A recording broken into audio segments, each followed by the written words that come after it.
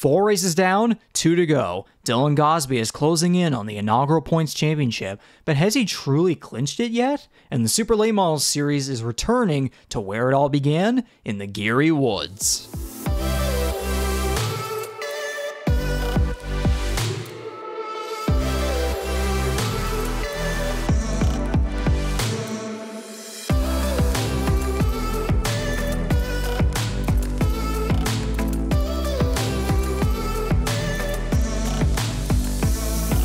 Hey everyone, and welcome to another edition of Super Late Model Series Race Previews, presented by your man, Regan McCauley, aka Reegser.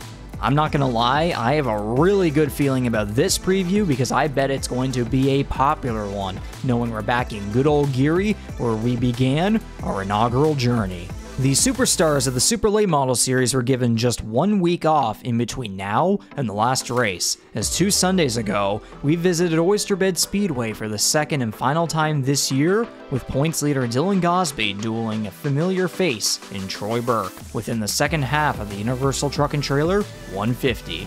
The number 16 earned his first career SLMS victory and extended his points lead. It was a clean and entertaining race with many competitive battles across the field, and the superstars hope to continue that momentum heading into this Saturday.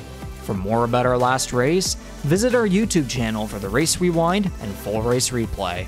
Check out our podcast After the Checkers on all major podcast platforms.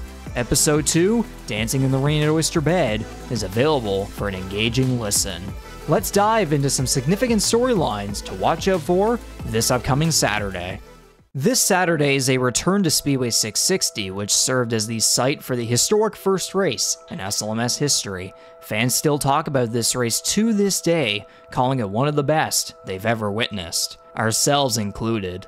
In a race that saw a 25-car field with 11 lead changes amongst 4 drivers within 2 hours, the number 1 of Ryan Messer became the first race winner in SLMS history, holding on over Steve Halpin in a thrilling ending. That was the Riverview Ford season opener. This Saturday is the Recar 150 presented by Wonder and Auto Tire. Recar is your best choice for used cars in the Maritimes, and Wonder and Auto Tire is your best choice for auto repair and tires in the region. With upwards of 27 competitors that have signaled their intent to battle for glory and the $4,000 grand prize after 150 laps, this race is shaping up to be another historical great at Speedway 660, and a great preview for the upcoming speed weekend. Dylan Gosby finally found victory lane in a feature race after multiple heat victories and several top 5 finishes within the first 3 races. He wasn't the most dominant at Oyster Bend on August 5th, at least at first, but it's as if Mother Nature's mid-race appearance gave him a gift for the final 47 laps. Gosby has led the points since round 2 with finishes of 4th, 3rd, 2nd, and 1st. Leading fellow PEI driver Robbie McEwen by 33 points, the yellow SLMS banner and trim will be back on Gosby's car heading into this Saturday. Fun fact, he's at 387 of a possible 400 total points. Back in May, the number 16 led 16 laps before settling for a 4th place finish. The team has shown vast improvements every weekend, but execution, consistency, and survival will be crucial. 2 races remaining, he cannot have a bad one. His closest competitors this season also had good showings in May, so he'll need to keep the train on the rails. When the Super Late Model Series launched at the Riverview Ford season opener in May, we witnessed a heated battle unfold late in the race between 20-year-old Ryan Messer and 33-year-old Steve Halpin. Halpin led the most laps, but Messer emerged victorious. They found each other again back at Oyster Bend earlier this month, crossing the line nose to tail for 3rd and 4th. Both drivers, multi-time 660 Remax East Coast Elite Pro Stock Division winners, have 1 DNF each, but are still within striking distance of the championship. Halpin is 3rd in points, 1 point behind Robbie McEwen, while Messer is 5th. They will look to repeat their performances in May and give the fans another entertaining duel in the Geary Woods. A friendly reminder that Messer hasn't lost a feature at 660 in almost a year. Halpin will be hungry to change that. A very familiar name to the Speedway 660 community has cracked his way into the top 10 in points. Greg Fahey's consistency has gone under the radar. Despite not having a single top 10 finish just yet, the 45-year-old has been inching ever so close every race, notably coming off a 12th place finish at Oyster Bend for just his second career start there. A return to his home track could easily help him earn his first top 10 result.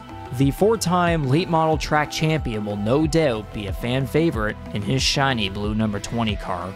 The Castrol Rookie of the Year battle continues to intensify every weekend, with a bunch of New Brunswick drivers leading the way. Kenny McKenzie Jr. currently leads by 14 points over Ryan Rains, who will look to rebound after a crash in May.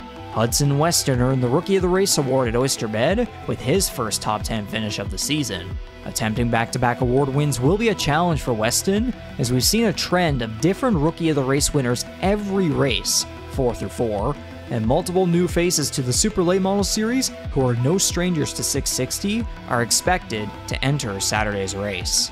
Curtis Collins and Clark Moore are set to make their second starts with the series. Andrew Rogers hopes to improve his 17th place finish from May. Multi-time 660 Sportsman champion John Rankin will be making his SLMS debut, along with Calvin Rankin and Kyle Reed. Those are just some of the storylines ahead of Saturday, so check out more in our Super 6 storylines and our race advance on our website.